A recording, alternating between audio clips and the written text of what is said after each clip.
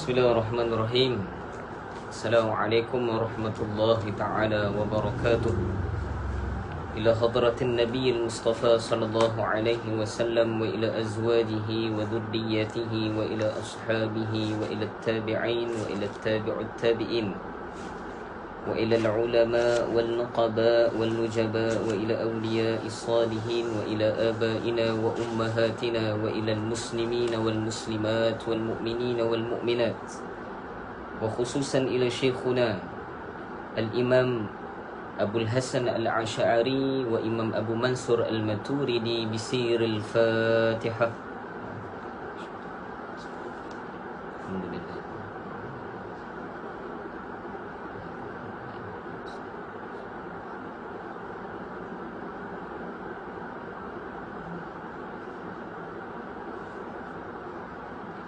Innal hamdalillah nahmaduhu wa nasta'inuhu wa nastahdihi wa nastaghfiruh wa nu'minu bihi wa natawakkalu alayhi wa na'udzu billahi min shururi anfusina wa min sayyiati a'malina may yahdihillahu fala mudilla lahu wa may yudlilhu fala hadiya lahu nashhadu an la ilaha illallah wahdahu la sharika lahu ونشهد أن سيدنا ونبينا ومولانا وحبيبنا وطبيبنا وإمامنا محمدا عبده ورسوله لا نبي بعده اللهم صل وسلم على نور الأنوار وسير الأسرار وترياك الأغيار ومفتاح باب يسار سيدنا ومولانا محمدا المختار وآله أطهار وأصحابه الأغيار عدد نعم الله وإفضاله فقال سبحانك لا علم لنا إلا ما علمتنا إنك أنت العليم الحكيم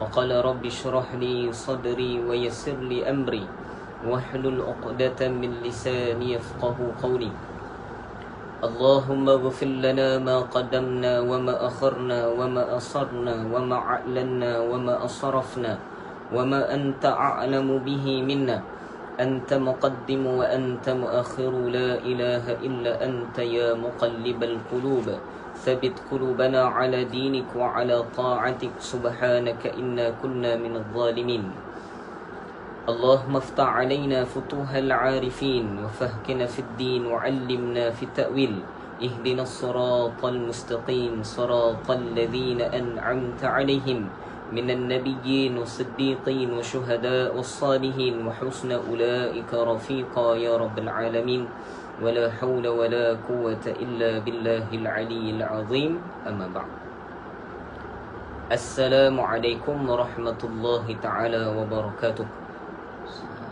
Dengar ke suara ni?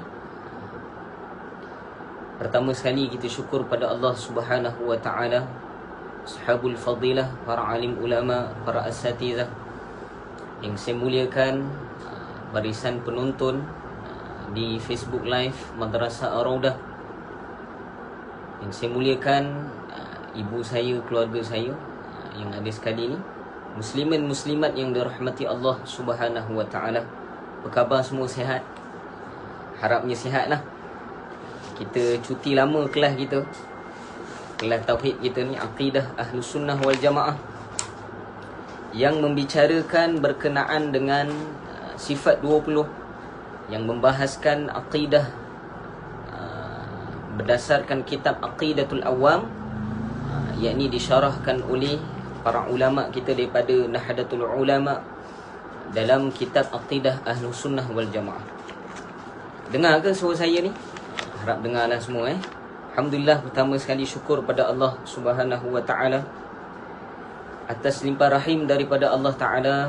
Allah masih pilih kita untuk mengadakan pengajian walaupun dalam musim PKP ni kita belum lagi dibenarkan untuk mengadakan kuliah di surau ataupun masjid di wilayah persekutuan ni. Yang dibenarkan hanya tazkirah Jumaat 30 minit untuk bidang ilmu lah. Jadi kita doakan pada Allah Ta'ala supaya Allah pilih kita dan Allah beri ruang dan peluang lagi pada kita untuk bertalaki kitab. Sebenarnya ini adalah satu perkara yang besar yang perlu kita renungkan. Betapa mahalnya menuntut ilmu secara bertalaki, berdepan dengan guru. nikmat yang berlainan.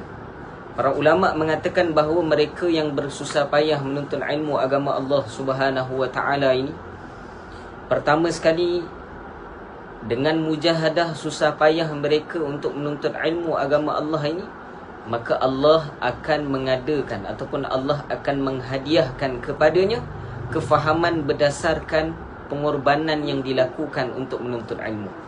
Kata tuan guru saya, Tuan Guru Haji Razali bin Ibrahim, dan juga almarhum Tuan Guru Dr. Idris bin Ibrahim rahimahullahu ta'ala, beliau berdua mengatakan pada saya, nasihat kepada saya.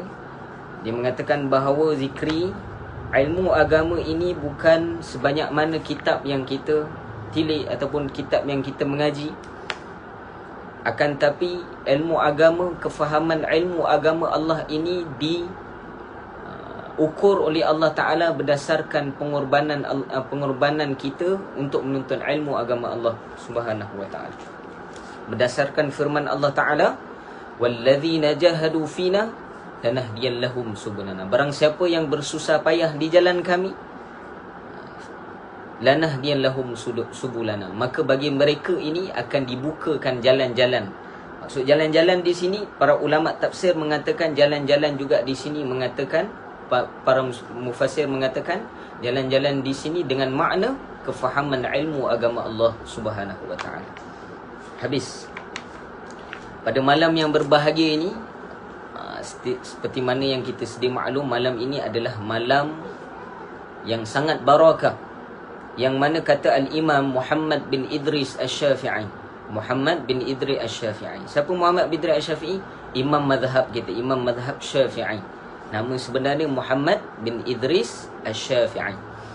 Imam Syafi'i mengatakan bahawa terdapat 5 malam, 5 jenis malam, 5 jenis malam yang mana tidak akan ditolak doa mereka. Imam Syafi'i menakalkan, kalau mengikut pada pandangan para ulama, adalah daripada kalamnya Sayyidina Ali karamallahu wajhahu wa radhiyallahu anhu wa alaihi salam.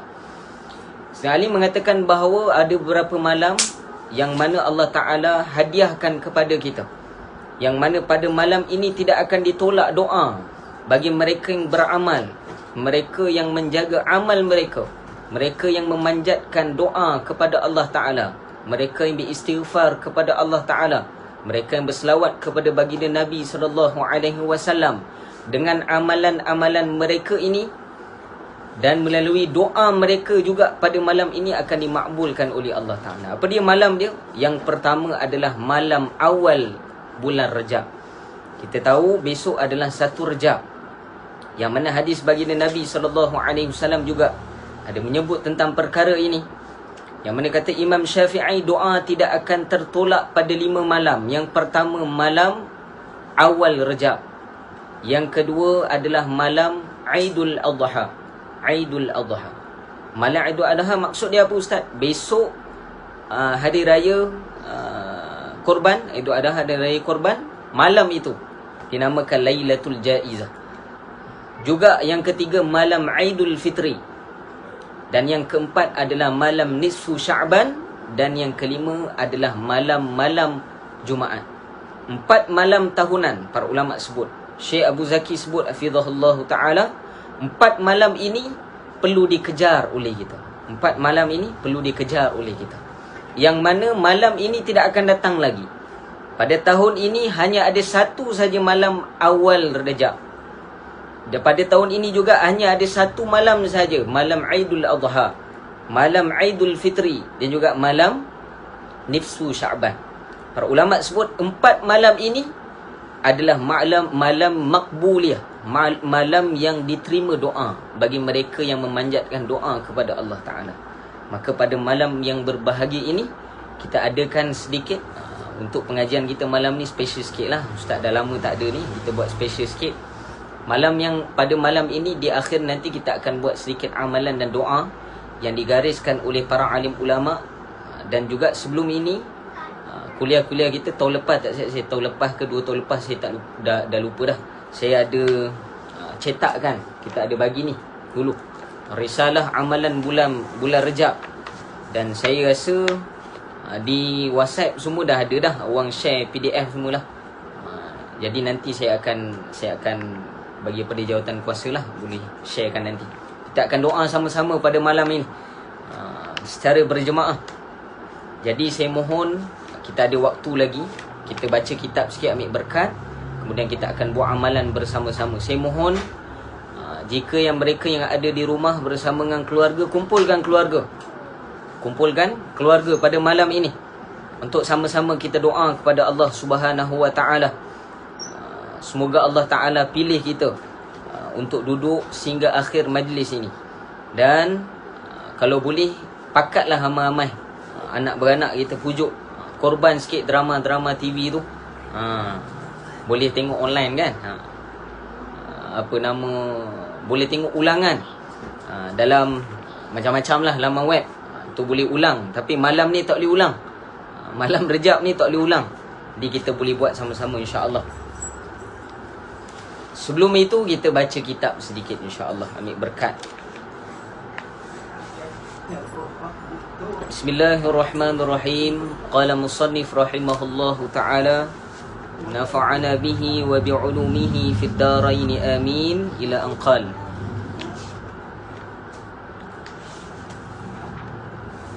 Kita sambung pengajian kitab kita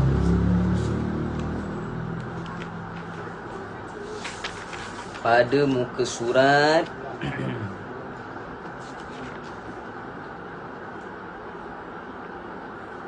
45. Ke surat 45.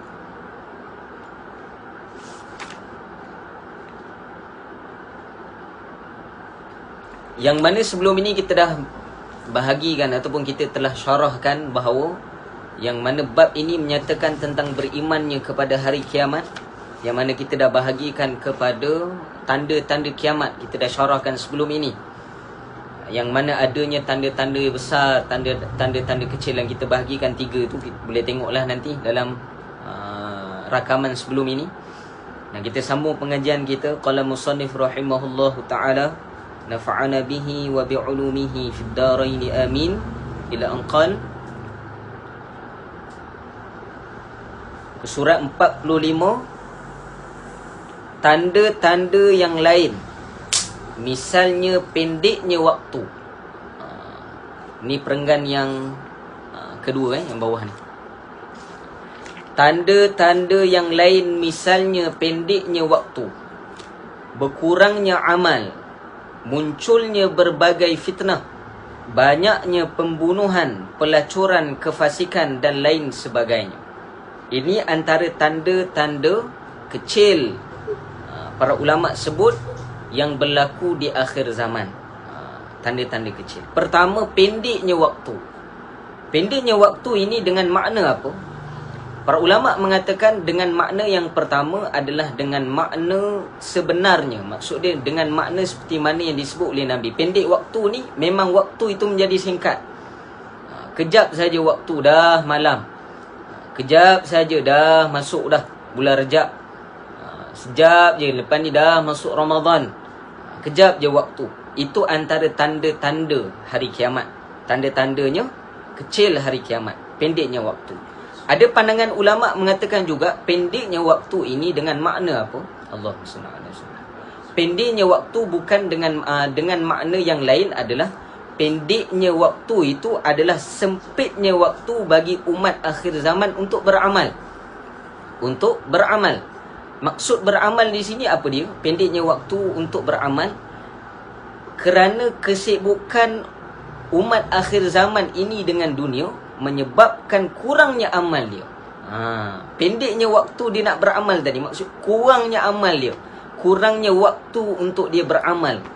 Ini adalah sifat akhir zaman. Inilah kita semua. Ustaz tak sempat lah ustaz. Tak sempat lah datang ngaji ustaz. Tak sempat lah nak baca Quran ustaz. Pendeknya waktu.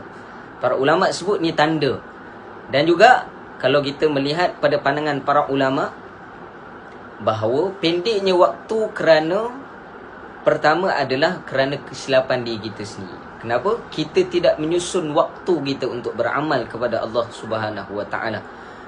Kesilapan kita adalah kita tidak menyusun waktu amal seperti mana kita menyusun waktu-waktu bekerja kita. Ustaz, amal pun kena susun waktu. Ya, sebab itu hikmah kata Syekh Al-Fattani rahimahullah ta'ala yang disyarahkan oleh guru saya di dalam kitab Furu' Masail wa Usul Wasail, kerana kelemahan kita ini, para ulama mengatakan mereka yang beramal di akhir zaman, terjadinya pada hati mereka untuk, macam mana dia cakap, bercepat-cepat beramal. Maksud dia cepat-cepat nak habiskan amal, untuk menguruskan keduniaan dia. Tidak menyusun amal dengan baik. Dan kenapa kena menyusun amal? Adakah ia perkara yang dituntut dalam agama? Para ulama sebut ya. Kerana apa? Sebab itulah hikmah di dalam solat kita ini, Allah Ta'ala letakkan waktu subuh itu pada waktu pagi, zuhur pada waktu tengah hari, asar pada waktu petang, maghrib adalah pada waktu perpindahannya waktu, iaitu di antara waktu siang dan malam. Nak bezakan waktu siang dan malam adalah bermulanya pada waktu maghrib, kemudian pada waktu isyak, iaitu pada waktu malam. Ini hikmah menandakan bahawa Islam sangat mengajar untuk mengatur waktu kita. Lebih-lebih lagi dalam beramal kepada Allah Subhanahu Wa Ta'ala. Maka mengatur waktu ini adalah perkara yang dituntut dalam agama. Dan mengatur waktu dalam amal juga adalah dituntut dalam agama Allah Subhanahu Wa Ta'ala. Ini para ulama sebut, kita lihat dalam kehidupan kita berapa banyak kita mengatur waktu kita dalam amal kepada Allah Subhanahu Wa Ta'ala. Ramai yang meletakkan waktu dia untuk beramal pada Allah Ta'ala. Maksud meletakkan waktu ini, dia meletakkan selepas waktu subuh apa yang dia perlu buat. Bukan saja solat fardu subuh dengan sembahyang sunat fajarnya. Selepas waktu subuh apa amalan perlu dia buat, apa doa yang perlu didoakan. Kita belajar dalam Bidayatul Hidayah. Bidayatul Hidayah setiap Rabu kan. Bidayatul Hidayah, di dalamnya Imam Ghazali mengajarkan untuk mengusun waktu amal kita. Bagaimana mengatur waktu amal kita. Dan juga Imam Ghazali di dalam kitab Ayyuhal Walad mengatakan bahawa antara mutiara nasihat Imam Ghazali di dalam Ayyuhal Walad kepada anak muridnya, termasuklah kita semua anak murid Imam Ghazali, walaupun tidak bertemu secara langsung, akan tapi kita menuntut ilmu yang digaris pandukan oleh Imam Ghazali melalui kitabnya dan melalui sanadnya, maka kita diterima sebagai anak murid Imam Ghazali rahimahullah ta'ala. Imam Ghazali sebut pada kita di dalam kitab Ayyuhal Walad, masa ataupun waktu itu adalah kehidupan. Waktu adalah kehidupan. Bila sebut kehidupan, maknanya apa? Waktu itu adalah perkara yang sangat berharga, sebab dia menentukan kehidupan kita. Kita sekarang time is money, kan? Waktu itu adalah duit. Tukarlah. Time is everything. Waktu itu adalah segalanya. Dan yang lebih besar kata Imam Ghazali, apa dia? Waktu itu adalah kehidupan. Maka menyusun waktu, para ulama sebut sangat dituntut oleh agama Islam sendiri. Maka menyusun waktu, para ulama sebut di akhir zaman ni lagilah dituntut. Kerana apa? Kita ditakdirkan oleh Allah Ta'ala di akhir zaman akan berlakunya pendek waktu itu. Maka di sinilah para ulama sebut melihat kepada keimanan seseorang, bagaimana dia dengan Allah Subhanahu Wa Ta'ala. Kata Syekh Abu Zaki, kelemahan kita ini, Allahu Akbar, punyalah lemahnya iman kita kepada Allah Subhanahu Wa Ta'ala ini, sehingga kan setiap amalan sunat pun kita tak dapat buat. Kadang-kadang pun kita melakukan solat fardu, amalan fardu kita pun sekadar melepaskan tanggungjawab kita sahaja. Maka para ulama sebut ini salah satu tanda daripada akhir zaman. Saya tak nak syarah panjang lah. Dan yang kedua, kerana pendeknya waktu ini, datang syarah kedua, berkurangnya amal. Kerana pendeknya waktu ini, berkurangnya amal kita. Pendek waktu tak salah, tapi yang salahnya diri kita. Sebab apa? Tidak menyusun waktu kita. Dan berkurangnya amal ini, para ulama sebut sebab apa? Pertama, kadang-kadang ada orang tanya pada saya dan pada para masyayikh, pada guru-guru kita, Ustaz, macam mana ni Ustaz? Saya ni susah nak bangun tahajud. Saya ni susah nak lakukan solat. Saya ni susah nak zikir pada Allah Ta'ala, saya ni susah nak baca Al-Quran. Sebab apa? Para ulama sebut kerana dosa kita kepada Allah Subhanahu Wa Ta'ala. Maka dosa ini menghalangi kita untuk melakukan amal kepada Allah Subhanahu Wa Ta'ala. Itu pertama. Juga di dalam kitab Minhajul Abidin, Imamuna Ghazali rahimahullah ta'ala, Imam Ghazali lagi mengupas kepada kita kerana kurangnya amal kita ini, kita tak mampu untuk melakukan amal agama ini ataupun amal soleh ini. Sebab apa? Kerana di dalam hati kita ada hubbud dunia, cinta kepada dunia, menyebabkan Allah tarik nikmat halawatul iman, kemanisan iman, dan halawatul ibadah, kemanisan dalam ibadat kepada Allah Ta'ala itu ditarik oleh Allah Subhanahu Wa Ta'ala. Kerana apa? Lemahnya kita ini dalam melakukan ibadat pada Allah Ta'ala. Dan para ulama sebut kerana apa? Kerana banyaknya dosa kita kepada Allah Subhanahu Wa Ta'ala. Dan juga tanda yang lain, munculnya berbagai fitnah. Fitnah ini semua perkara. Fitnah ini para ulama sebut bukan fitnah orang tu. Fitnah ini adalah perkara yang boleh menjauhkan diri kita kepada Allah Subhanahu Wa Ta'ala. Sebab tu dunia pun disebut dengan fitnah, yang boleh menjauhkan diri kita kepada Allah Ta'ala. Kita lihat di akhir zaman ini, banyaknya perkara fitnah yang berlaku. Fitnah kehidupan, fitnah hanya keduniaan, fitnah hanya kenderaan. Semua fitnah. Sebab apa? Sebab menjauhkan diri kita kepada Allah Subhanahu Wa Ta'ala. Dan banyaknya pembunuhan berlaku. Ini secara lafzinya betul. Banyaknya pembunuhan, banyaknya pelacuran, kefasikan dan lain sebagainya. Pendek kata, apa dia? Di akhir zaman ini tanda-tanda yang disebut oleh para ulama, dan sebelum ini saya dah listkan tanda-tanda kecil sebelum ini, yang mengatakan bahawa di akhir zaman banyak perkara-perkara maksiat yang berlaku, menyebabkan kita ini kurang amal kepada Allah Subhanahu Wa Ta'ala, yang menyebabkan lagi banyak kefasikan yang berlaku di atas muka bumi ini. Maka para ulama sebut berlakunya kefasikan, dosa dan maksiat kepada Allah Ta'ala mengambil ataupun mengurangkan berkat. Allah tarik berkat daripada kehidupan kita. Kita lihat bila banyaknya kurangnya amal soleh kepada Allah Ta'ala kerana hubbud dunia, cinta pada dunia, dan kerana banyaknya dosa kita kepada Allah Subhanahu Wa Ta'ala, maka keberkatan kehidupan kita hilang. Ini kita lihat dalam kehidupan kita. Mungkin kita ni dalam kelompok yang mungkin senang pada sudut kehidupan kita, akan tapi keberkatan hilang. Baru dapat gaji, tak tahu mana pergi duit kita. Baru buat sikit makan, tak dapat khasiat makanan tadi. Lagi makan, lagi banyak penyakit. Tu tanda kurangnya keberkatan dalam kehidupan kita. Lagi banyak buat pekerjaan, lagi banyak pembohongan berlaku, lagi banyak perkara maksiat berlaku dalam pekerjaan. Itu tanda hilangnya keberkatan. Saya dah bahaskan keberkatan menurut pandangan ulama, apa dia? Ziyadatul khair ilahi, bertambahnya kebaikan di sisi Tuhan, di sisi Allah Subhanahu Wa Ta'ala. Kemudian yang kedua, saya tak nak bahas panjang kan, tanda-tanda tu kita dah bahas panjang dah sebelum ni. Tanda-tanda besar, yakni keluarnya Dajjal. Keluarnya Dajjal. Kalau kita lihat dalam riwayat hadis baginda Nabi SAW, ada riwayat mengatakan bahawa Dajjal ini disebutkan ada 30 Dajjal. Dan Dajjal yang disebut dalam kitab ni apa dia? Adalah Al-Masihud Dajjal, yakni Dajjal yang terbesar. Dan Dajjal ini kalau diikut dalam syarah para ulama, kita sebut secara ringkas di sini. Syarah para ulama, Dajjal adalah manusia. Dajjal ni bukan makhluk raksasa, gegasi dan sebagainya. Tak, dia manusia. Dia makhluk seperti kita.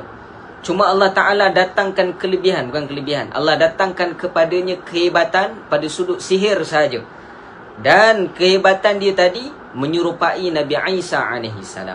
Sebab itu para ulama sebut, orang yang bertanggungjawab, yang diamanahkan ataupun yang ditakdirkan oleh Allah Ta'ala untuk membunuh Dajjal adalah Nabi Isa AS. Bukan Imam Mahdi, tapi Nabi Isa AS. Nabi Isa lah yang akan membunuh Dajjal. Yang kedua, turunnya Nabi Isa AS.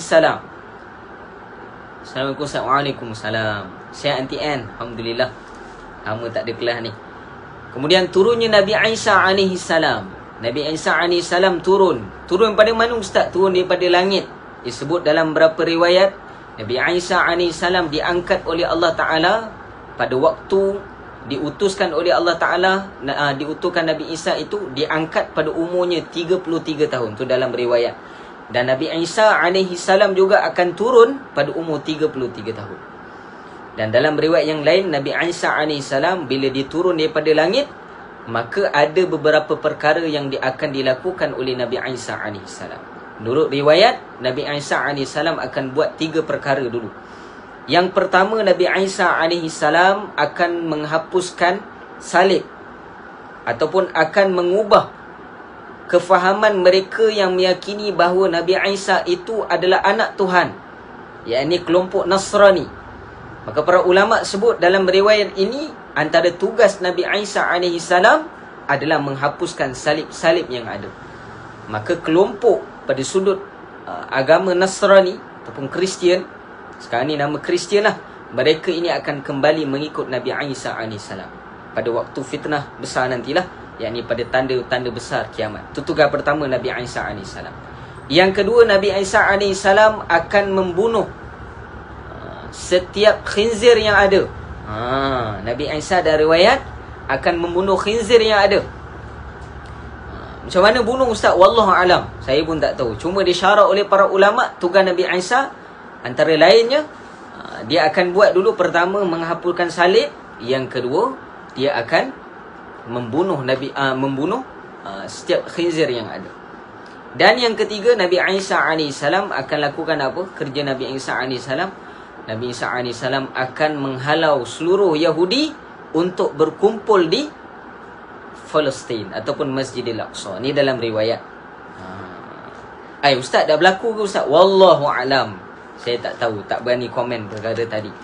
Kan sekarang ni Palestin ni dah jadi Jerusalem atau Masjidil Aqsa, dah jadi ibu negara pada Israel. Ya, akan tapi belum lagi ada tanda-tanda Nabi Isa lagi. Kan tapi kita tahu tugas yang disyarat oleh para ulama melalui riwayat, 3 perkara ini Nabi Isa akan buat. Maka perkara yang lain juga yang besar adalah Nabi Isa akan membunuh Dajjal. Kemudian seterusnya munculnya matahari dari barat. Munculnya matahari dari barat. Para ulama sebut perkara ini, sebelum berlakunya muncul matahari daripada barat ini, kata tunggu saya, sebelum berlaku terbitnya matahari daripada barat, Allah Ta'ala akan menggelapkan dunia ini selama 3 hari. Selama 3 hari. Maksudnya apa? Dunia ini akan gelap selama 3 hari tanpa matahari. Akan tapi kata tuanku saya, Tuanku Haji Razali kata, ketika itu kerana lemahnya ilmu umat akhir zaman terhadap ilmu agama, kurangnya ilmu mereka terhadap ilmu agama Allah Ta'ala, menyebabkan ketika itu pun manusia tidak mampu untuk melihat tanda itu. Sehingga kan kata tunggu saya, ketika berlakunya gelap 3 hari ini, manusia masih lagi dalam keadaan lalai. Mereka masih mengatakan bahawa ini adalah fenomena alam. Fenomena alam ni memang dah jadi macam ni, fenomena alam, nak buat macam mana? Akan tapi selepas 3 hari itu, terbit sahaja hari keempat, datang saja hari keempat, maka terbitlah matahari pada barat. Dan para ulama sebut, kata tunggu saya, mensyarahkan tentang terbitnya matahari pada barat, ketika terbitnya matahari pada pagi itu disaksikan oleh seluruh manusia di atas muka bumi, ketika itulah barulah berlumba-lumba manusia untuk datang ke rumah Allah Subhanahu wa ta'ala.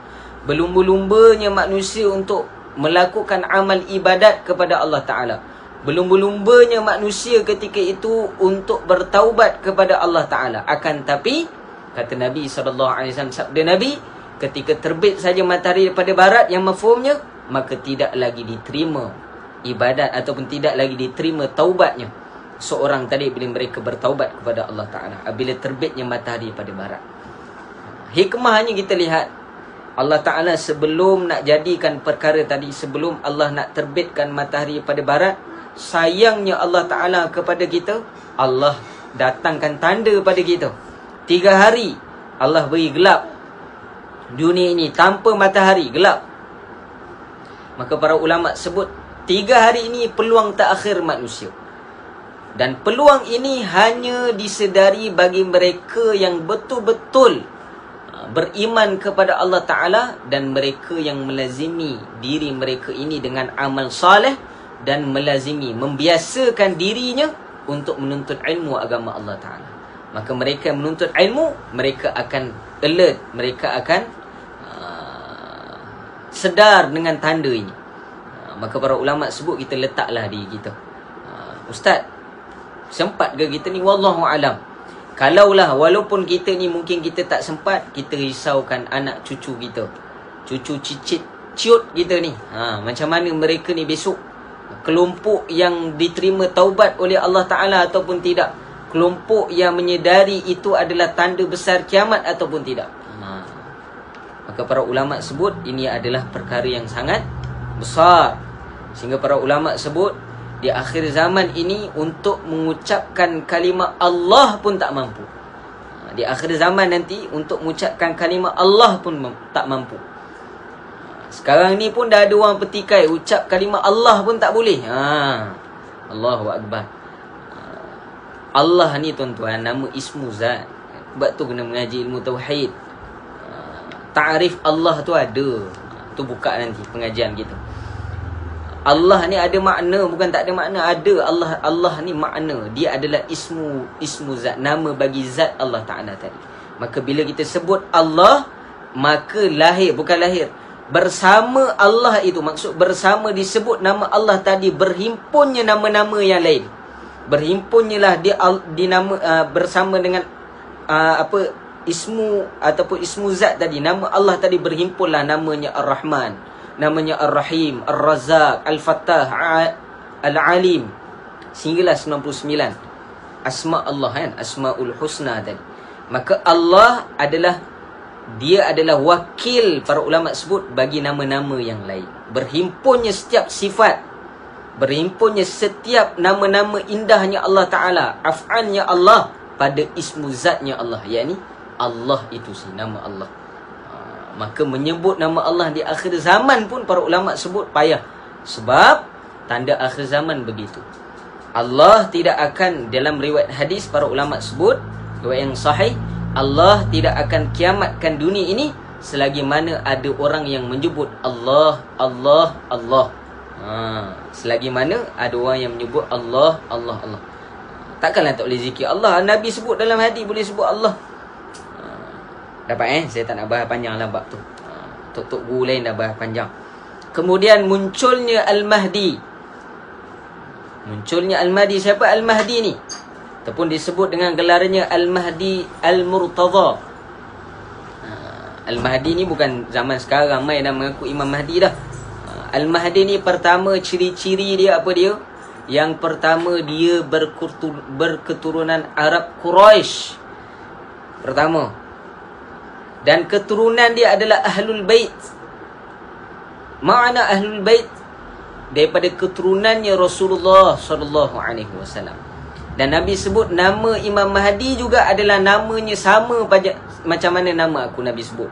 Macam mana namanya adalah nama yang sama macam aku, dan nama bapanya juga nama bapanya sama dengan nama bapa. Maksudnya apa? Nama Imam Mahdi adalah Muhammad bin Abdullah Al-Mahdi. Maka para ulama sebut Imam Mahdi ini, Mahdi makna Mahdi. Mahdi ini petunjuk, yang memberi petunjuk pada kita. Maka gelaran Al-Mahdi Al-Murtadha. Maka Muhammad bin Abdullah Al-Mahdi juga antara tanda-tanda besarnya kiamat. Kemudian munculnya Dabbah. Makna Dabbah, yakni binatang ajaib. Ini disebut dalam kurungan ini binatang ajaib. Ni pun bahas panjang ni. Dabbah ini yang mana, kalau dalam riwayat hadis yang disyarah oleh muhaddithin, yang mana dabbah ini adalah makhluk yang disorokkan oleh Allah Ta'ala di dalam muka bumi, yang mana haiwan ini akan keluar di akhir zaman untuk mengasingkan di antara orang beriman dengan orang tidak beriman kepada Allah Ta'ala. Apabila dabbah ini menyapa, maksud menyapa ni bertemu dengan orang beriman, maka akan keluar cahaya daripada wajah orang beriman tadi. Dan apabila dabbah ini bertemu dengan orang yang tidak beriman kepada Allah Ta'ala, ataupun orang yang fasik, disebut juga oleh para ulama orang yang fasik. Makna fasik, mereka yang berterusan melakukan dosa kepada Allah Ta'ala. Itu fasik. Mereka yang fasik, apabila bertemu dengan mereka yang tidak beriman kepada Allah Ta'ala dan bertemu dengan orang yang fasik, maka akan gelaplah wajah mereka. Dan berkekalanlah wajah itu sampai hari kiamat. Sampai berlaku kiamat. Para ulama sebut akan diasingkan oleh dabbah. Ini antara perkara yang akan dilakukan oleh dabbah. Sikitlah kita bahas sedikit sahaja. Dan lain sebagainya. Banyak lagi tanda-tanda. Kemudian hari kiamat berlangsung sangat cepat. Disebut dalam riwayat, berlakunya tanda-tanda kiamat ini, dalam hadis Nabi, Nabi sebut berlakunya tanda-tanda kiamat ini, lajunya tanda-tanda ini, di dalam riwayat, seumpama terputusnya tasbih. Lajunya bila terputusnya biji tasbih. Cabut tasbih, jatuh saja butiran tasbih tadi laju. Tasbih kalau tercabut, dia punya biji turun jatuh tu, turun ke bawah tu kan laju. Bukan dia turun berhenti kejap, turun tak, dia turun laju. Para ulama sebut tanda-tanda ini akan berlaku, akan berjalan, akan berlangsung selaju itu. Maksud dia tanpa kita sedar, dah jadi dah. Tahu-tahu dah terbit matahari belah barat. Kenapa laju ini? Laju tadi bukan kerana laju itu saja, kerana kelekaan dan kealpaan kita. Ghaflahnya kita dengan tanda-tanda kiamat ini, para ulama sebut, menyebabkan kita tidak menyedari bahawa tanda-tanda kiamat telah berlaku di dalam kehidupan kita. Ataupun telah berlaku sekarang ini. Itu perkara. Hari kiamat berlangsung sangat cepat. Ditandai dengan tiupan sangkakala. So dia berlaku tanda-tanda tadi sangat cepat. Kemudian selepas itu ditandakan hari kiamat itu betul-betul kiamat. Tadi tanda berlaku saja kiamat, ataupun boleh disebut, sebelum ini kita sebut tanda kiamat kubra. Maksudnya berlakunya kiamat yang sebenar, yakni apabila ditiupkan sangkakala. Maka para ulama sebut sangkakala ini ditiup oleh siapa? Daripada malaikat Israfil alaihi salam. Dalam riwayat Israfil alaihi salam ini, kata para masyikh ataupun para muhaddisin kita, besar Israfil alaihi salam. Jangan cerita Israfil saja. Sangkakala itu saja dalam riwayat, seluruh petala, 7 petala langit dan 7 petala bumi di dalam lohongnya sangkakala tadi. Disebut oleh para ulama, dimisalkan sangkakala ini seumpama tanduk. Tanduk tu macam trompet tu. Wallahu alam macam mana bentuk sangkakala tu, wallahu alam. Disebut oleh para ulama detail. Beberapa riwayat mengatakan bahawa sebutkan seumpama tanduk. Maka para ulama sebut besarnya sangkakala tadi, hujung je, lohong tu. Trompet kan ada lohong, ada lubang tu. Lubang itu saja terhimpun di dalamnya adanya 7 petala langit dan 7 petala bumi. Allahu Akbar. Itu tubuh sangkakala, belum Israfil lagi. Besarnya malaikat Israfil alaihi salam. Dan matinya seluruh makhluk yang hidup. Para ulama sebut ditiupkan sangkakala yang pertama adalah untuk mematikan seluruh makhluk yang hidup. Kullu nafsin dha'iqatul maut. Para ulama sebut setiap yang bernafas, yang bernyawa itu pasti menemui maut, pasti menemui mati, akan berdepan dengan kematian. Dan kematian yang besar secara serentak adalah ketika ditiupkan sangkakala. Dan para ulama sebut tiupan yang kedua pula ditiup oleh Israfil AS adalah untuk membangkitkan kembali setiap makhluk yang ada. Dapat semua Kemudian mereka tetap dalam keadaan seperti itu untuk masa tertentu sebelum akhirnya dibangkitkan dari alam kubur.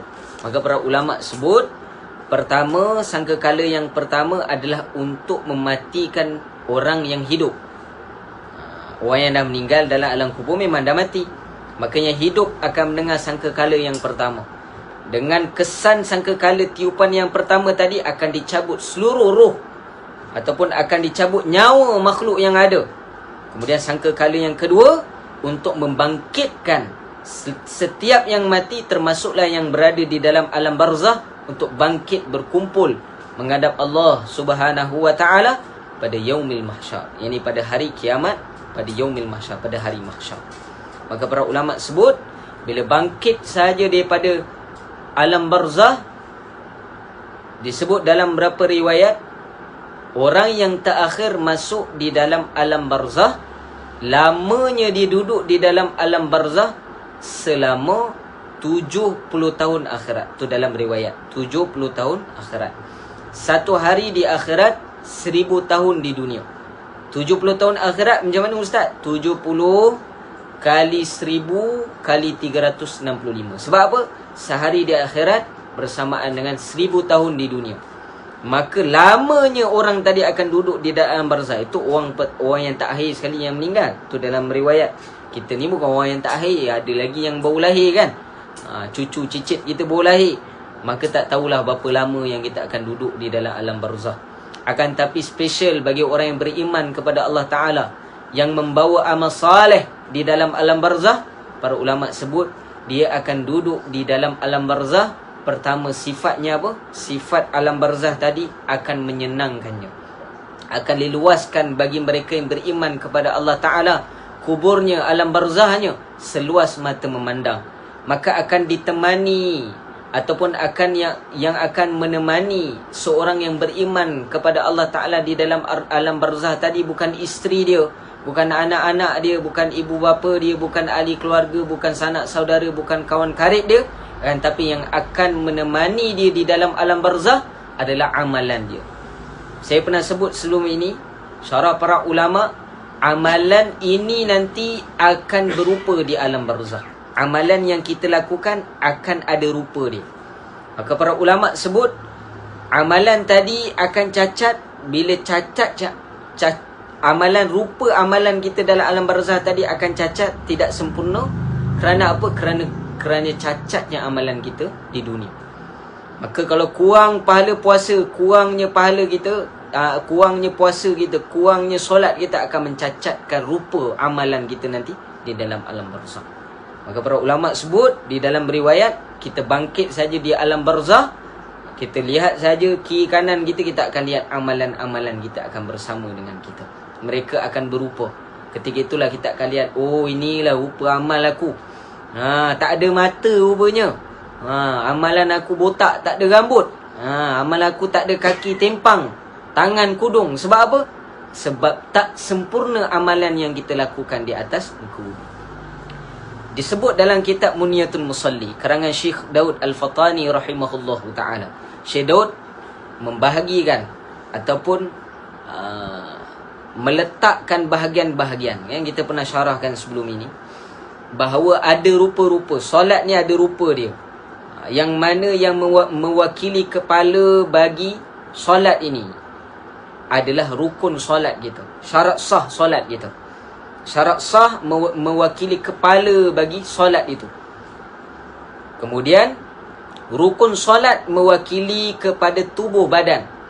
Tubuh badan, solat tadi, rupa tubuh badan. Kemudian kaki dan tangan mewakili daripada sunat ab'ad, sunat yang dituntut di dalam solat, maka mewakili kaki dan tangan. Dan yang keempat, yang mewakili kepada setiap bulu-bulu roma, kuku dan segala perhiasan adalah sunat hayat. Sunat hayat, sunat yang tidak dituntut di dalam solat. Bukan tidak dituntut, sunat yang ringan.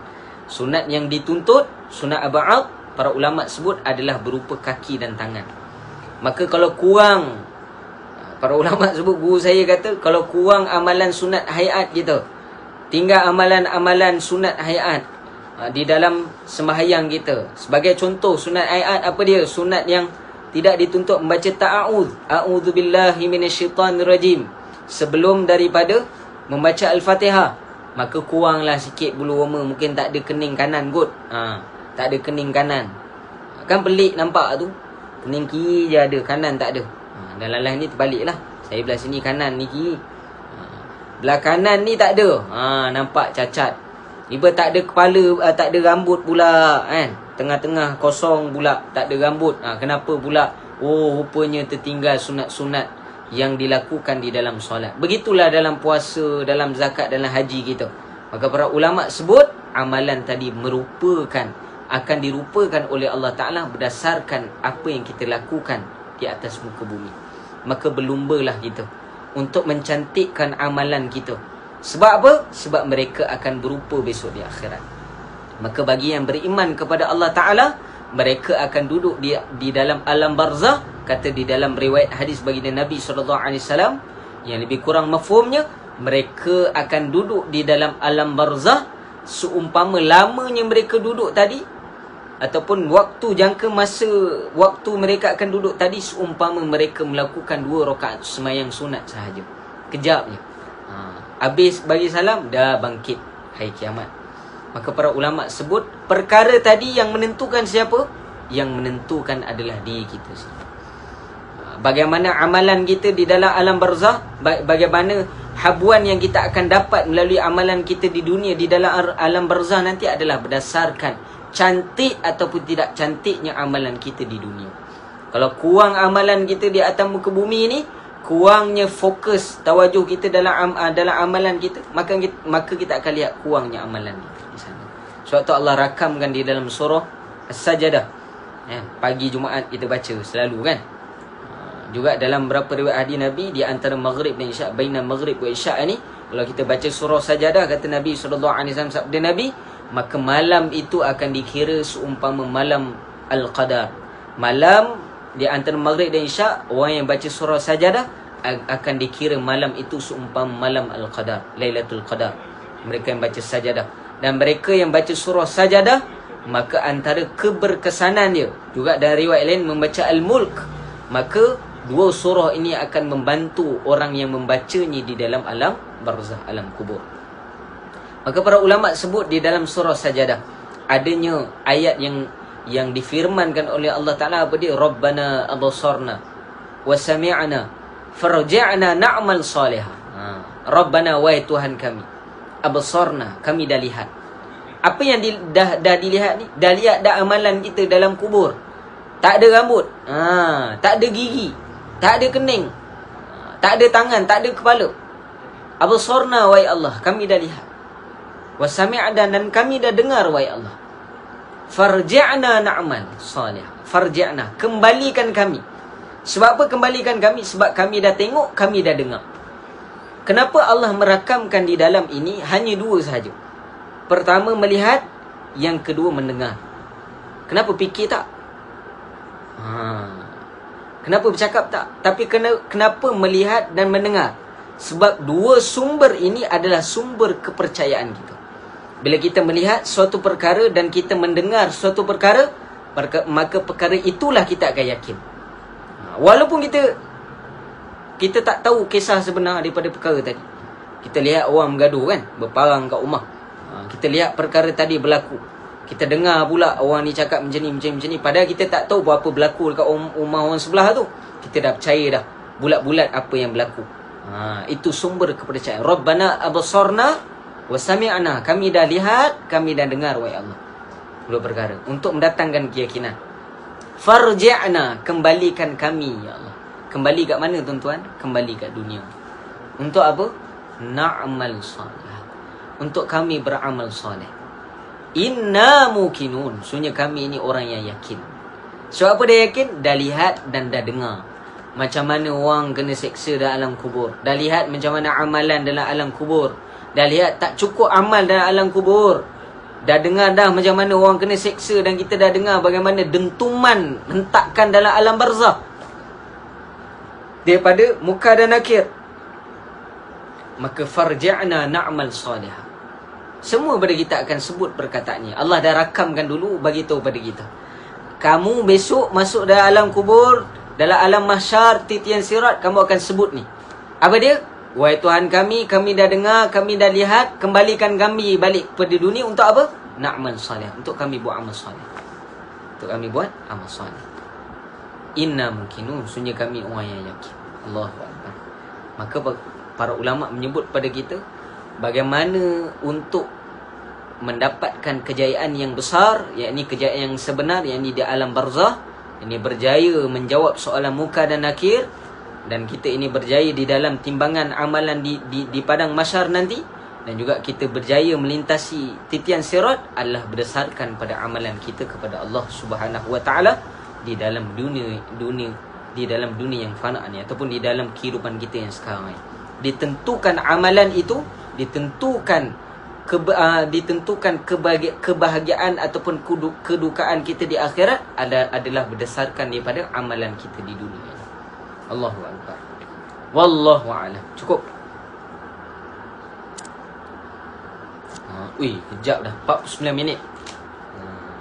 Ni insya-Allah cukuplah kita baca sekadar itu, dan kita nak buat sedikit amalan. Kita baca doa pada awal bulan Rejab. Kenapa awal doa bulan Rejab ni, Ustaz? Kita dah sebut tadi, disebut oleh Imam Syafi'i bahawa 5 malam ni dimakbulkan oleh Allah Ta'ala doanya. Dan di dalam riwayat, kalau kita melihat di dalam Sahihul Bukhari yang diriwayatkan oleh Sayyidina Abi Bakrah radhiyallahu anhu anin Nabi sallallahu alaihi wasallam qal, yang mana baginda Nabi, yang mafhumnya saya baca terjemahannya ataupun mafhumnya, yang mana zaman, yakni masa terus berjalan dari sejak awal perciptaan langit dan bumi. 1 tahun ada 12 bulan. Maksud dia apa? 12 bulan ini memang telah ada daripada sejak diciptakan langit dan bumi. Memang dah ada 12 bulan ini. Antaranya ada 4 bulan haram. Nabi sebut di antara 12 bulan ini ada 4 bulan haram. 3 bulan yang berurutan. Apa dia 3 bulan yang berurutan ni? Maksud dia berturut. Yang pertama Zulqaidah, yang kedua Zulhijjah, kemudian Muharram, dan satunya terpisah. Apa dia? Yakni bulan Rejab. 4 bulan ini adalah 4 bulan yang diharamkan perang di atasnya. Dan diharamkan perang ini bukan di zaman Nabi, kan, tapi sebelum itu lagi telah diharamkan perang daripada zaman Arab Jahiliyah, termasuklah zaman dahulu. 4 bulan ini memang dimuliakan oleh Arab Jahiliyah. Sehingga dalam beberapa riwayat, kita baca dalam Bukhari ini, berapa riwayat yang mengatakan bahawa Arab Jahiliyah dulu pun mereka akan menyimpan tombak dan pedang mereka pada bulan Rejab. Maka para ulama sebut sebab apa? Kemuliaan bulan Rejab itu sendiri. 4 bulan haram itulah Zulqaidah, Zulhijjah, Muharram dan juga Rejab. Maka dari riwayat mengatakan bahawa 4 bulan ini, kata muhaddisin, 4 bulan ini telah dimuliakan oleh orang-orang sebelum ini. Bahkan di dalam Islam juga, kenapa dimuliakan? Sebab bulan ini adalah bulan yang dimuliakan oleh Allah Subhanahu wa ta'ala. Habis, cukuplah. Kan syarah-syarah kan, tak baca doa. Sebelum kita mulakan bacaan doa, saya harap boleh kumpul lah anak beranak kita bersama dengan kita untuk kita doa bersama-sama. Berdoa ni dibacakan oleh saya. Semua aminkan lah, insyaAllah. Mak, panggil lah. Boleh kumpul dulu, bagi masa saya pun kumpul semua.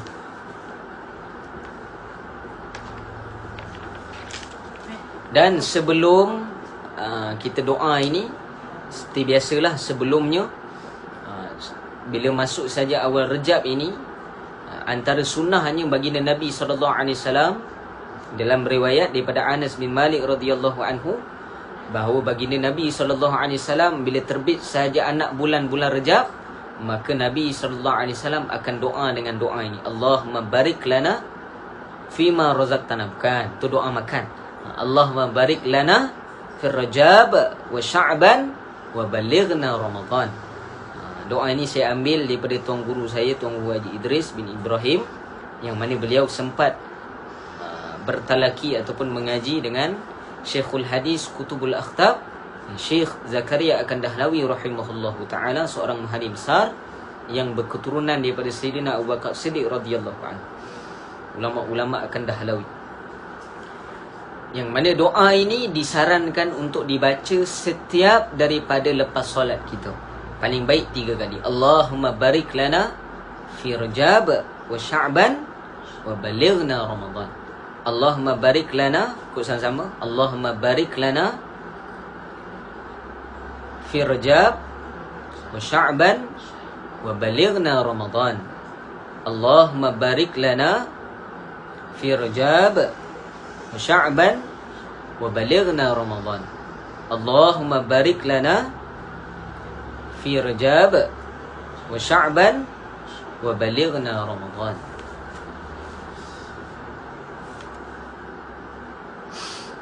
Riwayat ini adalah daripada Al-Imam Baihaqi dan juga di dalam Asy-Syu'ab dan juga di dalam Ibnu Abid Dunya. Saya jazakan amalan doa ini, sebut saya terima doa pada guru kita. Ni amalan bila melihat anak bulan Rejab. Ustaz, kami tak lihat anak bulan. Dah tahu masuk Rejab tu cukuplah. Boleh baca dah doa ini. Kalau kita lihat di dalam doa ni, Allahumma barik lana, wahai Tuhan kami, berkatilah atas kami, barik lana, berkatkan atas kami ini, datangkan kebaikan atas kami ini. Kebaikan yang bagaimana? Kebaikan yang bertambah di sisimu ya Allah. Bukan di sisi kita. Di sisi kita baik, tapi sisi orang lain tak baik. Tapi bila baik di sisi Allah, maka baik semuanya. Barik lana dengan makna diberkati atas kami ini fi Rajab, di dalam Rajab. Makna Rajab, bulan Rajab. Wa Sya'ban, dan juga bulan Sya'ban. Wa balighna Ramadan. Asing. Wa balighna Ramadan, dan sampaikan kami pada bulan Ramadan. Saya pernah syarah dulu, Nabi sebut wa balighna Ramadan. Allahumma barik lana, ya Allah berkati kami di dalam bulan Rajab, wa Sya'ban, di dalam bulan Sya'ban, wa balighna, dan sampaikan kami fi Ramadan, wa balighna Ramadan, dan sampaikan kami di dalam bulan Ramadan. Kenapa Nabi sebut wa balighna Ramadan? Sebab para ulama sebut tak semua orang dipilih oleh Allah Ta'ala untuk sampai di bulan Ramadan. Hanya dipilih sahaja untuk sampai pada bulan Ramadan.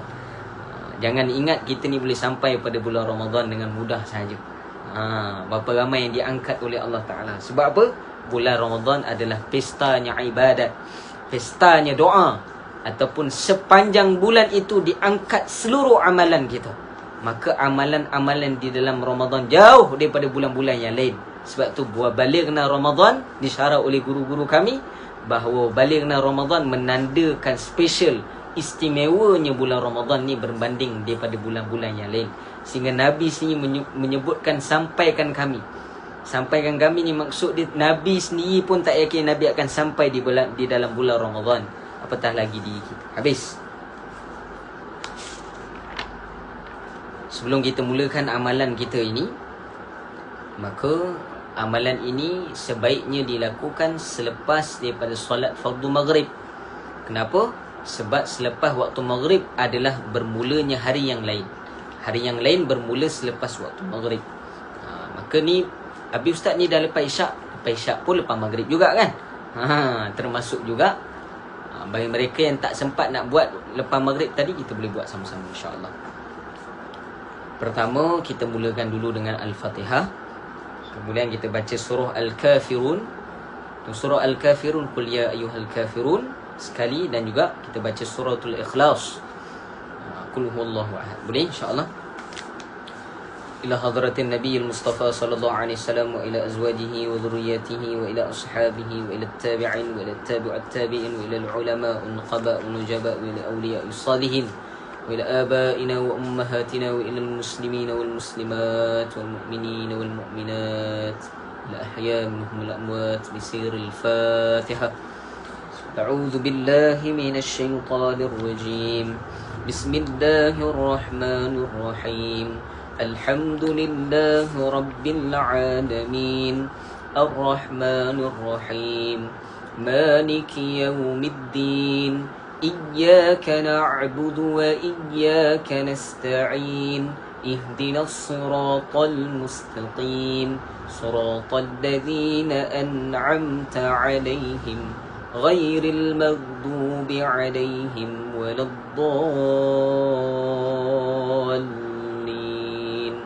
Amin. Bismillahirrahmanirrahim.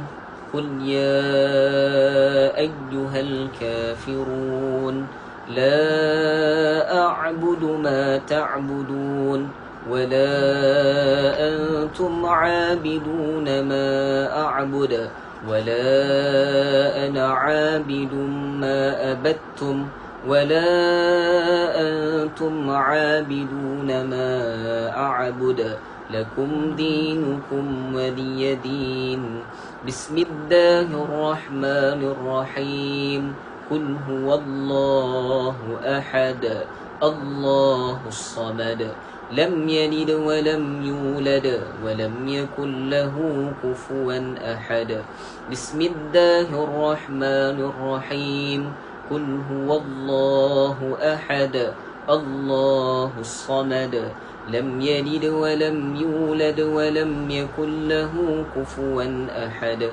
بسم الله الرحمن الرحيم قل هو الله أحد الله الصمد لم يلد ولم يولد ولم يكن له كفوا أحد. Jangan lupa untuk baca. Kena baca jangan tak baca. Tak baca tak dapat. Boleh? Mereka yang kenapa ulama membaca banyak baca suratul Ikhlas 3 kali sebelum buat amalan, sebab di dalam riwayat hadis mereka yang baca 3 kali qul huwallahu ahad seumpama mengkhatamkan Al-Quran. Ini riwayat hadis. Kita tak mampu untuk khatamkan Quran pada malam ini, maka kita mengambil kelebihan fadilatnya suratul Ikhlas, maka membaca 3 kali seumpama kita mengkhatamkan Al-Quran. Ini semua insya-Allah. Kemudian kita baca Sayyidul Istighfar. Sayyidul Istighfar. Kita boleh lihat amalan ini yang ditulis ataupun diletakkan di dalam Allahumma salli ala Muhammad Al-Ma'thurah. Al-Ma'thurah sughra ataupun kubra, yang dikarang ataupun disusun zikir-zikir ataupun zikir-zikir sunnah atau zikir-zikir baginda Nabi SAW oleh Sayyid Syekh Hasan Al-Banna, sebut di dalam riwayat hadis Nabi SAW. Sayyidul Istighfar, ini penghulu istighfar. Di awal bulan Rajab, amalan yang paling afdal pertama adalah syarah para ulama, antara dia adalah As-Sayyid Al-Alimul Alamah Al-Habib Umar bin Hafidh mengatakan amalan yang paling afdal, termasuklah ulama-ulama yang lain, pada bulan Rajab adalah memperbanyakkan istighfar. Memperbanyakkan istighfar. Contoh istighfar Ustaz, Astaghfirullahalazim. Tak mampu panjang-panjang, Astaghfirullahalazim pun cukup. Nak panjang yang kedua, Astaghfirullahalazim wa atubu ilaih, kedua. Ataupun yang paling panjang, Astaghfirullahalazim alladzi la ilaha illa huwal hayyul qayyum wa atubu ilaih. Hayyul qayyum wa atubu ilaih. Saya dah syarahkan tu Allahumma anta rabbi la ilaha illa anta khalaqtani wa ana abduka wa ana ala ahdika wa wa'dika mastata'tu a'udzu bika min syarri ma sana'tu abu'u laka bi ni'matika 'alayya wa abu'u bi dhanbi faghfirli fa innahu la yaghfiru adh-dhunuba illa anta Allahumma anta rabbi la ilaha illa anta khalaqtani wa ana abduka wa ana ala ahdika wa wa'dika mastata'tu a'udzu bika min syarri ma sana'tu abu'u laka bi ni'matika 'alayya wa abu'u bi dhanbi faghfirli fa innahu la yaghfiru adh-dhunuba illa anta Allahumma anta rabbi la ilaha illa anta khalaqtani wa ana 'abduka wa ana 'ala ahdika wa wa'dika mastata'tu a'udzu bika min syarri ma sana'tu abu'u laka bi ni'matika 'alayya wa abu'u bi dhanbi faghfirli fa innahu la yaghfiru adh-dhunuba illa anta. Cari nanti Sayyidul Istighfar. Dalam riwayat sesiapa yang Nabi sebut, riwayat Al-Imamuna Al-Muhammad bin Ismail Al-Bukhari, riwayat yang sahih, riwayat Imam Bukhari, sesiapa yang membacanya dalam keadaan yakin pada waktu petang, lalu meninggal dunia, sabda Nabi. Dia baca petang, kemudian meninggal dunia pada petang itu, lalu meninggal dunia pada malamnya, maka dia akan dimasukkan ke dalam syurga. Allahu Akbar. Sesiapa yang membacanya dalam keadaan yakin. Maksud yakin ni tadi apa? Yakin bahawa Allah Ta'ala akan mengampunkan dosa dia melalui Sayyidul Istighfar. Ini penghulu istighfar ini. Siapa yang bacanya dalam keadaan yakin ketika subuh ataupun ketika waktu pagi, lalu meninggal dunia pada hari tersebut, baca subuh meninggal dunia pada hari itu, maka dia akan dimasukkan ke dalam syurga. Riwayat dari Imam Al-Bukhari, Rawahul Imam Al-Bukhari rahimahullahu ta'ala. Habis ustaz ni baca malam ni macam mana ustaz? Termasuklah. Termasuk sekali. Termasuk dalam mereka yang mengamalkan pada waktu pagi. Pada waktu sehari paling kurang baca sekali Sayyidul Istighfar. Jadi semua insya-Allah istighfar dulu 3 kali. Astaghfirullahal azim alladzi la ilaha illa huwal hayyul qayyum wa atubu ilaih.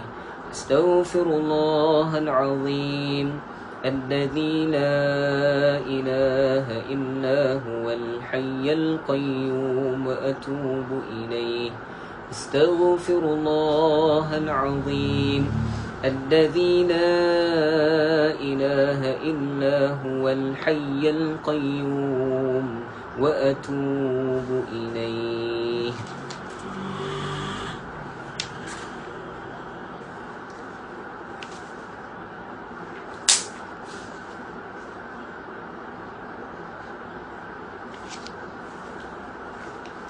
Kita mula baca doa insya-Allah. Kumpul semua insya-Allah. Akak, adik, Mar.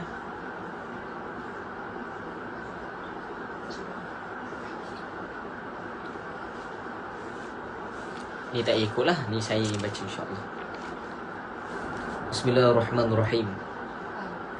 Alhamdulillah Rabbil Alamin. Hamdan hamidin, hamdan syakirin, hamdan sabirin, hamdan na'imin, hamdan kathiran tayyiban mubarakan fi, hamdan yuafi na'amahu wa yukafi'u mazilah. Ya Rabbana lakal hamdu kama yanbaghi li jala wajhika al-'azim sultanik. Allahumma salli wa sallim ala sayyidina Muhammad wa ala alihi wa sahbihi fi kulli lamhatin wa nafasin 'adada ma wasi'ahu 'ilmullah. Allahumma salli wa sallim ala nurin anwar wa sirin asrar wa tiryakil aghyar wa miftah babil yasar sayyidina wa maulana Muhammadan al-Mukhtar wa alihi at-tahar wa ashabihi al-aghyar 'adada ni'amillahi wa ifdalihi. اللهم اغفر لنا ذنوبنا ولوالدينا وارحمهم كما ربونا صغارا وجميع المسلمين والمسلمات والمؤمنين والمؤمنات والمعلمين والمعلمات والمجاهدين والمجاهدات الأحياء منهم والأموات برحمتك يا أرحم الراحمين. اللهم إنك تعلم سريرتنا وعلانيتنا فاقبل معذرتنا وتعلم ما في نفسنا وما عندنا فاغفر لنا ذنوبنا يا الله وتعلم حاجتنا فاعطنا سؤالنا.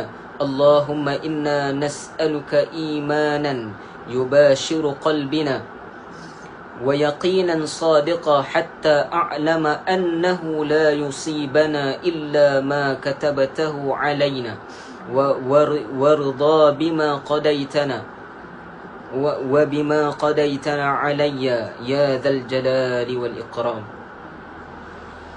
اللهم صل على سيدنا محمد وعلى آله مصابه الحكمة وموالي النعمة ومعادن عصمة واعصمني بهم من كل سوء ولا تأخذنا على غرة ولا على غفلة ولا تجعل عواقب أمرنا حسرة وندامة وارض عنا فإن مغفرتك للظالمين وأنا من الظالمين ونحن من الظالمين.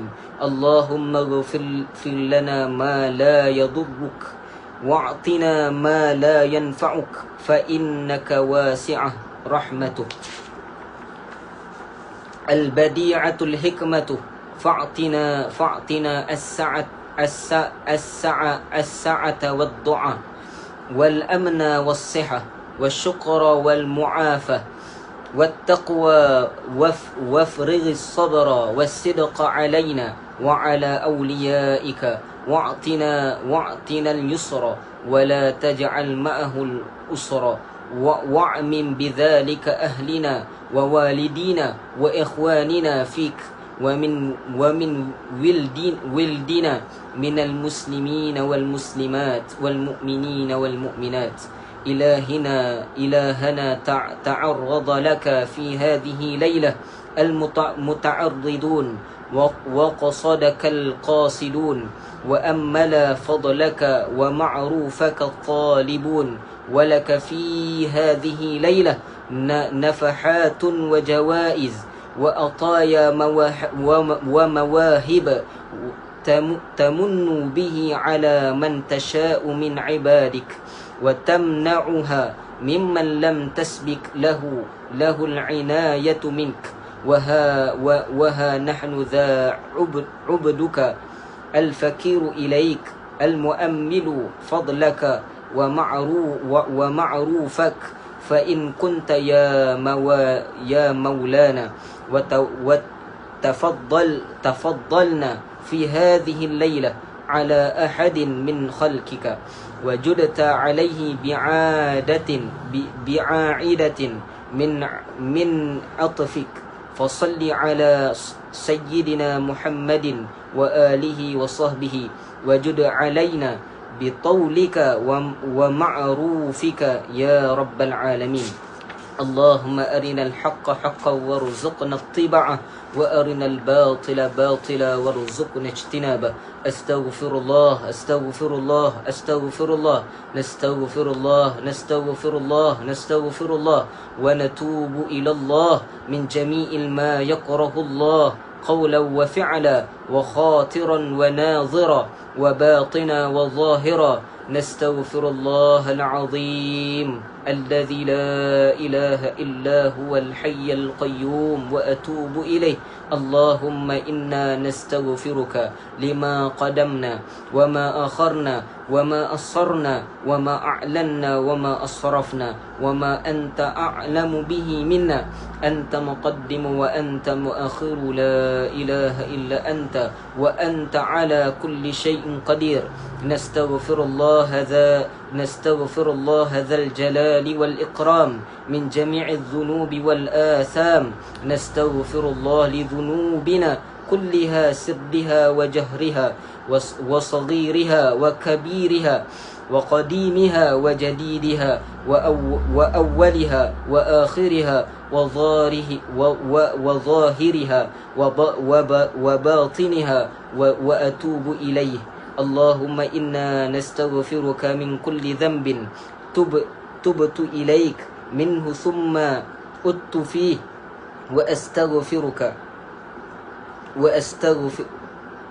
وأستغفرك لما أردت به وجهك الكريم فخالطته ما ليس لك فيه رضا. ونستغفرك لما وعدتك فيه من نفسنا ثم أخلفتك فيه. ونستغفرك لما دعانا إليه الهوى من قبل الرخص مما اشتبه علينا وهو عندك الحرام. ونستغفرك يا من لا إله إلا أنت يا عالم الغيب والشهادة من كل سيئة عملتها في بياض النهار وسواد الليل في ملاء وخلاء وسر وعلانية، وأنت ناظر إلينا إذا ارتكبتها وأتيت به مع العصيان. فأتوب إليك يا حليم يا كريم يا رحيم. ونستغفرك من النعم التي أنعمت به علينا فتقويت به على معصيتك ونستغفرك من الذنوب التي لا يغفرها أحد غيرك ولا يطلع عليها أحد سواك ولا يسعها إلا حلمك ولا ينجنا منه إلا أفوك ونستغفرك لكل يمين سلفت منا فحنثت به ونحن عندك مؤاخذ به ونستغفرك يا من لا إله إلا أنت سبحانك إني كنت من الظالمين فاستجب لنا له ونجيناه من الغم وكذلك ننجي المؤمنين وزكريا إذ نادى ربه رب لا تذرني فردا وأنت خير الوارثين رب اغفر وارحم وأنت خير الراحمين ونستغفرك من كل فريضة أوجبتها علينا في أناء الليل وأطراف النهار فتركتها خطأ أو عمدا أو نسيا أو تهاونا أو جهلا ونحن معاقب بها ونستغفرك من كل سنة من سنن سيد المرسلين وخاتم النبيين نبيك سيدنا محمد صلى الله عليه وسلم فتركتها غفلة أو سهوا أو نسيانا أو تهاونا أو جهلا أو قلة مبالاة بها ونستغفرك يا من لا إله إلا أنت وحدك لا شريك لك وأن سيدنا محمدا صلى الله عليه وسلم وآله وسلم عبدك ورسولك سبحانك يا رب العالمين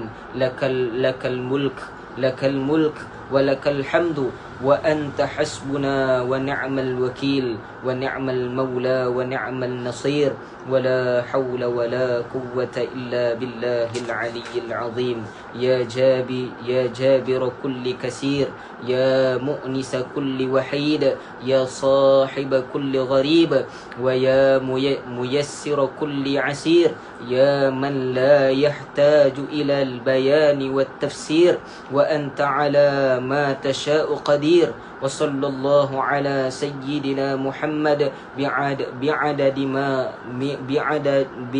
ما صلى عليه بعدد من لا يصلي عليه اللهم صل على روح سيدنا محمد في أرواح اللهم صل على تربة سيدنا محمد في التراب اللهم صل على قبر سيدنا محمد في القبور اللهم صل على صورة سيدنا محمد في الصور اللهم صل على اسم سيدنا محمد في أسماء لقد جاءكم رسول من أنفسكم عزيز عليه ما عنتم عليكم بالمؤمنين رؤوف رحيم فإن تولوا فقل حسبي الله لا إله إلا هو عليه توكلت وهو رب العرش العظيم ولا حول ولا قوة إلا بالله العلي العظيم اللهم بارك لنا في الرجاب وشعبا وبلغنا رمضان ربنا آتنا في الدنيا حسنة وفي الآخرة حسنة وقنا عذاب النار صلى الله على سيدنا محمد وعلى آله وصحبه وبارك وسلم والحمد لله رب العالمين يا رب العالمين. Doa yang saya bacakan tadi adalah doa yang didoakan oleh Nabi Adam alaihissalam yang diriwayatkan oleh Al-Imam Al-Azraqi dalam riwayat baginda Nabi SAW di dalam riwayat yang didatangkan di dalam kitab yang dikarang oleh Al-Muhaddis Said Muhammad bin Alawi Al-Maliki, juga doa yang didoakan oleh Sayyidina Ali radhiyallahu anhu, dan juga doa yang didoakan oleh Sayyidina Syekh Abdul Qadir Al-Jailani, dan doa yang didoakan oleh yang terakhir tadi adalah doa yang didoakan oleh Syekh Hasan bin Abdullah Al-Haddad, ataupun lebih dikelangi dengan Al-Imam Al-Haddad. Ni doa tu yang panjang tu dihimpunkan doa-doa para alim ulama, termasuklah doa-doa para anbiya. Jadi semoga diakhiri dengan doa tadi. Maka berakhirlah majlis kita pada hari ini. Semoga Allah Subhanahu Wa Taala menerima doa kita tadi. Dan selepas ini sebelum tidur doalah. Kalau boleh bangkit pada malam hari nanti, pada pagi hari tadi kita doakan hajat kita.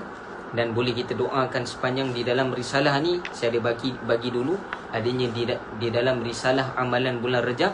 Sepanjang bulan Rejab ni ada amalan-amalan yang disarankan oleh para alim ulama kita untuk kita amalkan bersama. Tak perlu lagi kita kaji di dalam Al-Quran dan hadis. Kerana apa? Para ulama kita telah datangkan, telah sajikan di dalam kitab-kitab mereka yang telah digali galiannya di dalam Kitabullah dan sunnati Rasulullah sallallahu alaihi wasallam, yakni di dalam Al-Quran dan sunnah, yang menjadi kemudahan bagi kita pada umat akhir zaman ini untuk beramal dengan amalan-amalan yang telah ditinggalkan oleh baginda Nabi sallallahu alaihi wasallam di dalam sunnahnya dan di dalam Al-Quran Karim. Jadi di akhir majlis kita ini, semoga Allah Ta'ala menerima doa kita, Allah menerima amalan kebaikan kita, Allah menerima setiap daripada perkara yang kita lakukan tadi, didatangkan keberkatan di dalamnya. Dan juga di akhir sekali, banyakkan berpuasa, juga digalakkan pada hari esok untuk puasa pada awal Rejab. Maka dipasangkan puasa kita tadi, sebaik-baiknya pasangkanlah doa pada awal Rejab, puasa pada awal Rejab. Ataupun bagi mereka yang jangan terlupa bagi mereka yang especially-nya perempuan lah, yang tidak qada puasa lagi, kena qada, maka boleh afdal kita berpuasa pada bulan Rejab dengan niat kita qada puasa Ramadan, maka dapatlah pahala juga kita berpuasa pada bulan Rejab.